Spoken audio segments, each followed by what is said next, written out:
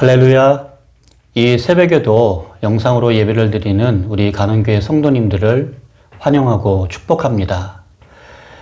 이 새벽에 각자의 처소에서 마음과 심과 뜻과 정성을 다해서 하나님 앞에 예배드리는 그 예배를 주님께서 기쁘게 받으실 것입니다. 오늘 이 새벽에 우리에게 허락해 주신 말씀은 베드로전서 1장 13절로부터 25절까지의 말씀입니다. 베드로전서 1장 13절로부터 25절까지의 말씀을 제가 읽어드리겠습니다.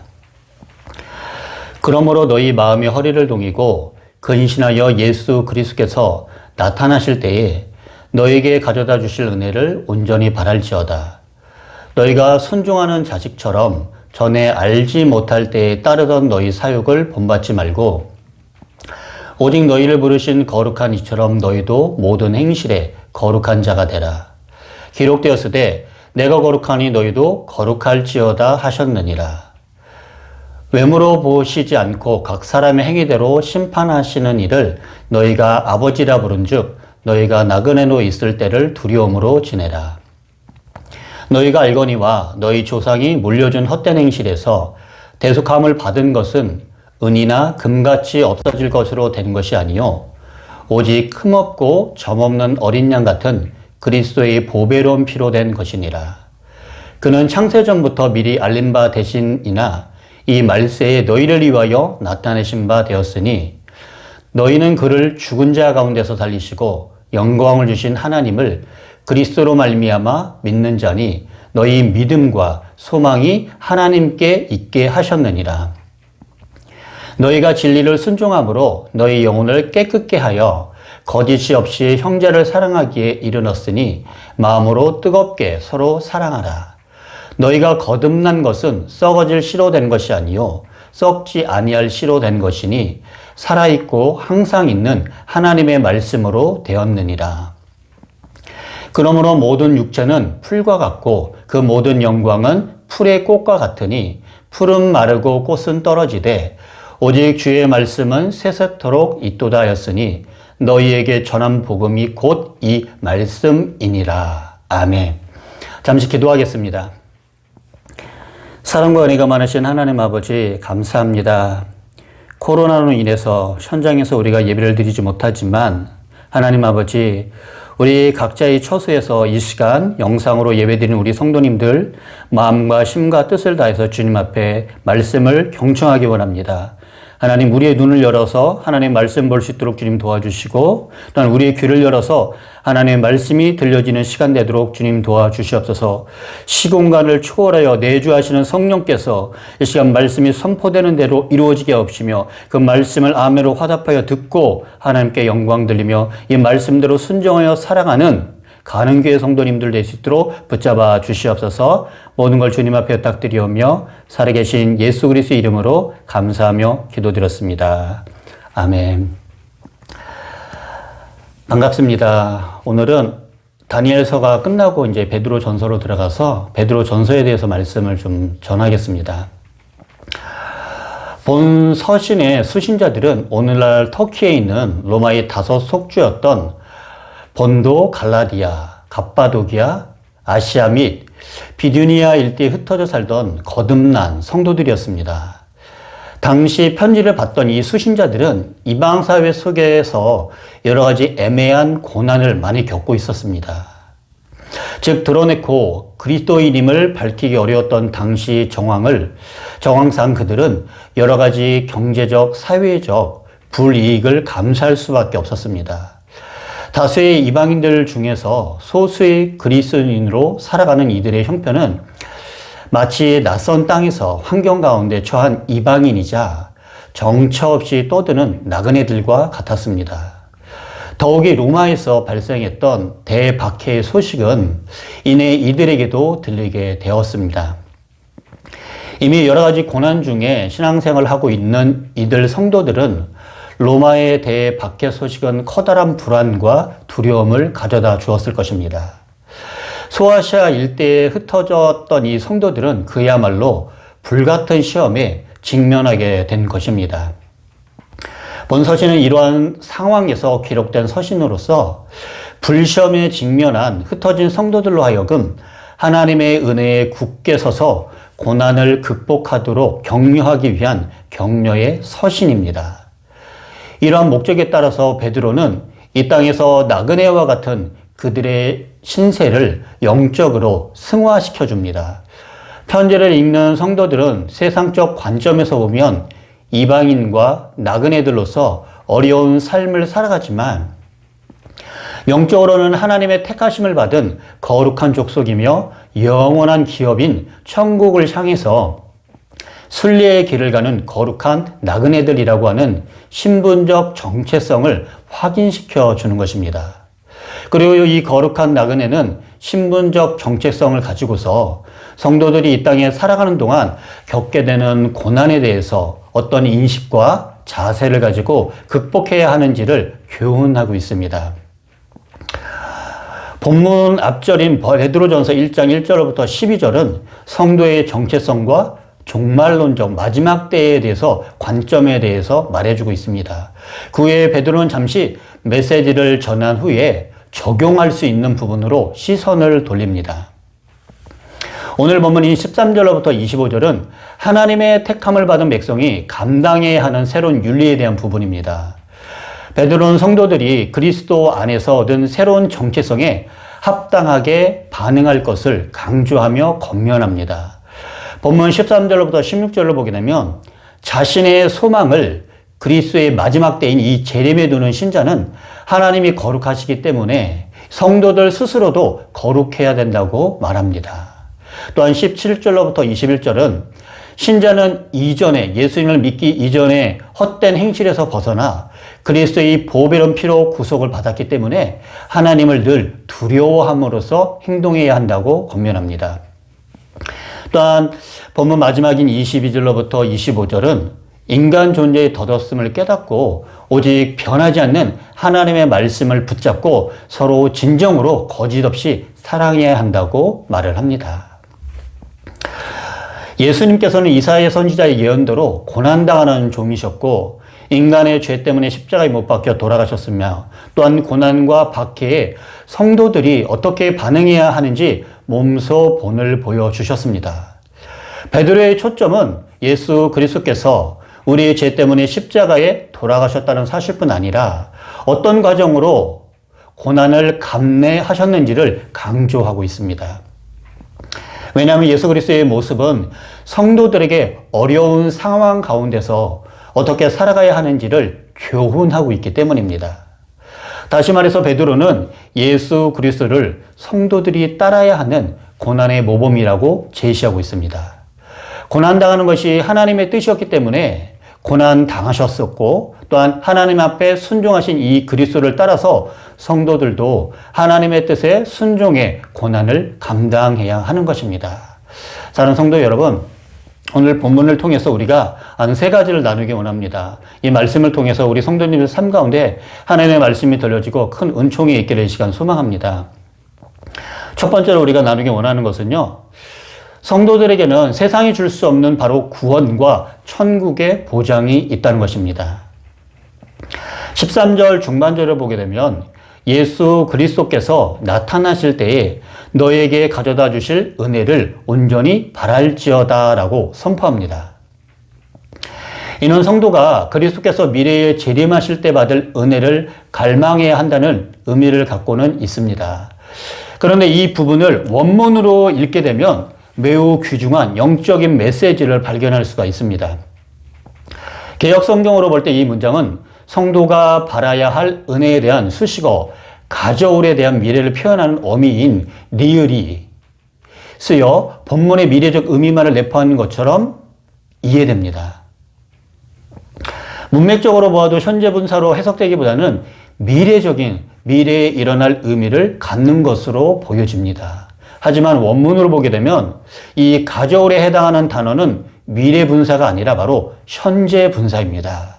이는 곧 성도가 소망해야 할 그 은혜가 바로 현재적이며 미래적인 것이라는 바로 뜻입니다. 다시 말해서 예수 그리스도의 나타나심을 통해 성도에게 주어질 그 은혜가 현재에도 있다는 것입니다. 즉 성도에게 주어질 그 완성된 구원의 구원이 바로 미래에 보장되어 있을 뿐만 아니라 현재에도 확실한 것으로 계속 주어지고 있다는 것입니다. 그렇다면 왜 베드로는 미래적인 구원에 대해 이렇게 현재적 시점으로 서술을 했을까요? 아마 이는 당시 신앙의 정절을 위협당하고 있는 성도들을 위해서 어떻게 살아가야 하는지를 제시해주는 베드로의 마음 깊은 배려라고 생각됩니다. 당시 상황이 얼마나 급박했습니까?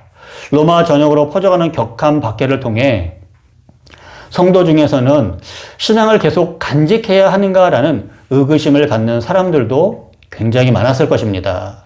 주변에는 또한 신앙의 형제들이 죽어가는 모습을 보면서 또 으름장 노는 로마 관리나 병전들의 이런 협박적인 소리를 들으면서 믿음이 흔들릴 자가 분명 있었을 것입니다. 이러한 환경에서 사도 베드로는 지도자로서 그들에게 신앙에 대한 확실한 보상인 구원을 얻음으로써 그들을 위로하지 않을 수 없었던 것입니다. 또한 이를 극대화시키기 위해서 베드로가 생각한 이 신앙의 원리는 곧 그 은혜가 이미 그들에게 주어져 있다는 바로 사실입니다. 이미 주어져 있고 또한 헬라어의 현재 시제의 특징을 살린다면 계속 주어지고 있는 그 은혜는 우리에게 닥쳐오는 그 어떤 시련도 이길 수 있는 바로 원동력이 되는 것입니다. 사랑하는 성도님들, 우리가 계속해서 하나님께서 우리에게 은혜를 부어주신다면, 구원의 확증을 가지고 우리가 살아간다면 우리에게 어떤 고난과 환난이 올지라도 우리는 능히 그것을 극복할 수 있다는 것입니다. 우리의 육체적 고통도 또한 심리적인 고통도 그 은혜 앞에서는 작은 것이 되어버리고 맙니다. 우리가 믿음을 지키고 살아가는 것으로 인해서 우리에게는 이미 하나님의 구원이 주어져 있는 것입니다.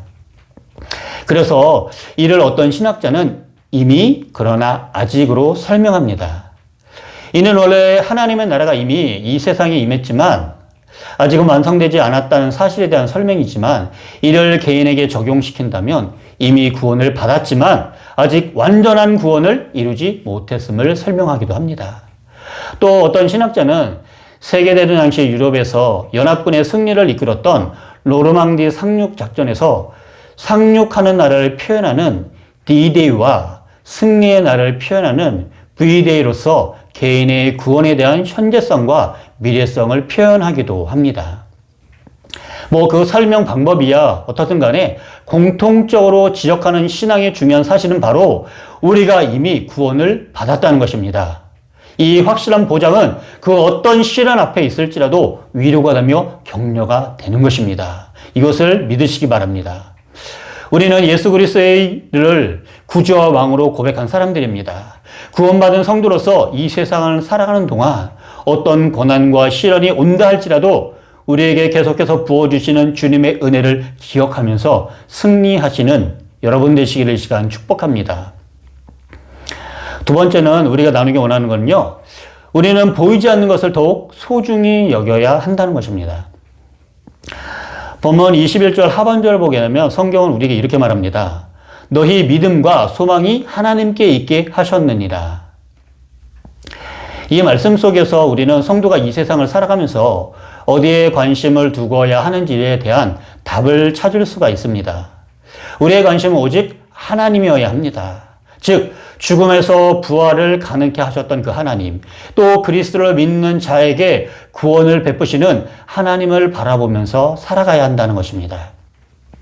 그런데 이 사실을 아는 우리의 모습을 되돌아볼 때 저나 여러분들은 아마 한 번쯤 하나님이 아닌 다른 어떤 것에 초점이 가 있었던 경험들이 있었을 것입니다.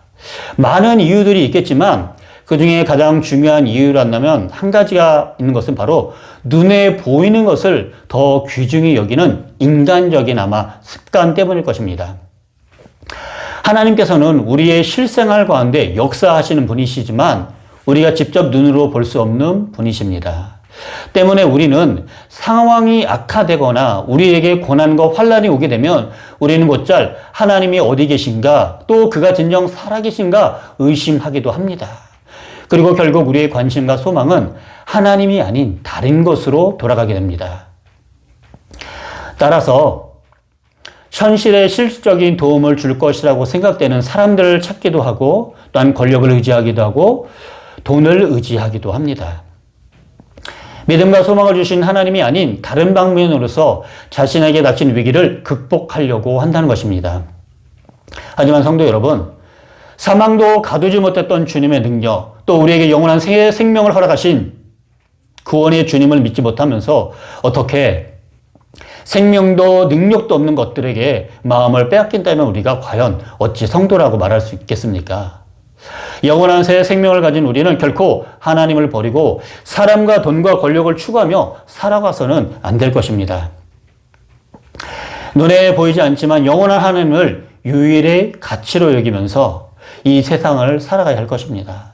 물론 세상을 살다 보면 우리의 눈이 또한 우리의 마음의 눈에 보이는 세상 것들에 대해서 자극을 받아 유혹을 당할 때가 종종 있을 것입니다. 하지만 세상에 이 썩어질 것에 주는 허망함을 기억하시기를 바랍니다. 우리의 생이 다하고 예수님께서 재림하시면 이 세상의 것들은 모두 헛것이 될 것입니다. 세상 것이 아닌 하나님께서 예비하신 더 큰 것들을 바라보시는 성도님들 되시기를 이 시간 축복하며 소망합니다. 마지막으로요. 말씀을 묵상하면서 제일 제가 소중히 여겼던 부분인데요. 바로 거짓 없이 마음으로 뜨겁게 서로 사랑해야 한다는 것입니다. 22절 하반절에서 베드로는 이렇게 말합니다. 거짓 없이 마음으로 뜨겁게 서로 사랑하라고요. 그런데 이렇게 뜨겁게 정성을 다해서 사랑하기 위해서 성도가 버려야 할 태도가 있습니다. 그것은 바로 거짓을 버리는 것입니다. 거짓을 버리지 않고는 우리는 결코 뜨겁게 사랑할 수가 없습니다. 아니, 사랑한다는 말조차도 할 수가 없습니다. 그러므로 우리는 거짓 없이 사랑한 것의 의미를 바로 이해하고 알아야지만 하나님께서 원하시는 그 사랑을 할 수가 있는 것입니다. 기독교의 핵심 실천 강령인 이 사랑을 하기 위해서는 우리는 거짓을 버려야 합니다.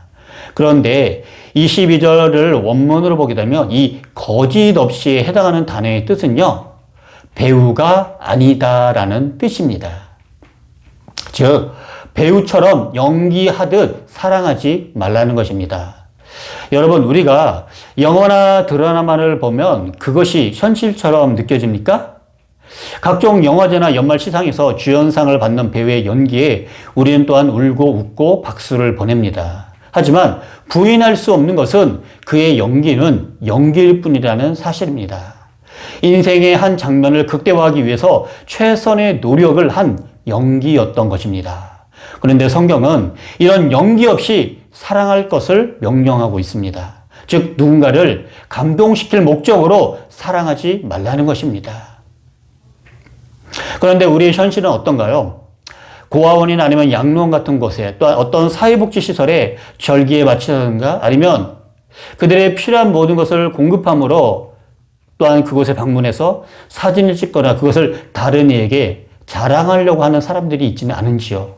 아니면 우리 자신들도 누구에게 선물을 했을 때 은근히 이것은 내가 준 거야 하는 그런 마음이 우리 속에서 드러나지는 않고 있는지요. 이와 똑같지는 않더라도 형제를 내 몸과 같이 사랑하는 그 마음이 없이 행하는 사랑은 과장된 연기, 곧 헐리우드 액션에 지나지 않는 것입니다. 즉, 형제를 나 자신의 몸처럼 사랑하지 않는다면 우리의 사랑은 거짓을 품고 있는 사랑이 될 수 있는 것입니다. 사랑하는 성도 여러분, 예수 그리스도께서 우리에게 보여주신 그 사랑에 거짓이 있었을까요? 하늘 보좌를 버리시고 종의 형체로 이 세상에 오셔서 십자가에 죽으시는 비참함을 맛보았던 예수님은 거짓된 사랑을 하신 것이 아닙니다. 하기 싫은데 억지로 하신 것이 아닙니다. 또 자신을 높게 보이려고 좀 더 비참한 방법을 선택한 것이 아닙니다. 연기가 아니었습니다. 인간을 위한 그 불타는 사랑으로 기꺼이 그러한 방법을 선택하신 것입니다. 우리를 향한 사랑 때문에 그렇게 하신 것입니다. 이 사랑이 바로 우리의 모범인 것입니다. 형제의 발을 씻기면서 매스컴 한번 타야지 하는 생각으로 사랑하는 것은 예수님께서 보이신 사랑과 거리가 먼 것입니다. 진정 사랑을 위한 사랑을 하는 자가 거짓 없이 사랑하는 사람입니다. 이런 사랑이 바로 마음을 뜨겁게 사랑하는 것입니다. 마음으로 뜨겁게 사랑하는 것이요. 이 사랑을 여러분들이 배우시기를 바랍니다. 그래서 사랑을 위한 사랑을 함으로써 주님의 아름다운 나라를 갖고 나가는 하나님의 성도로서 주님 앞에 서시기를 이 시간 축복합니다. 아멘.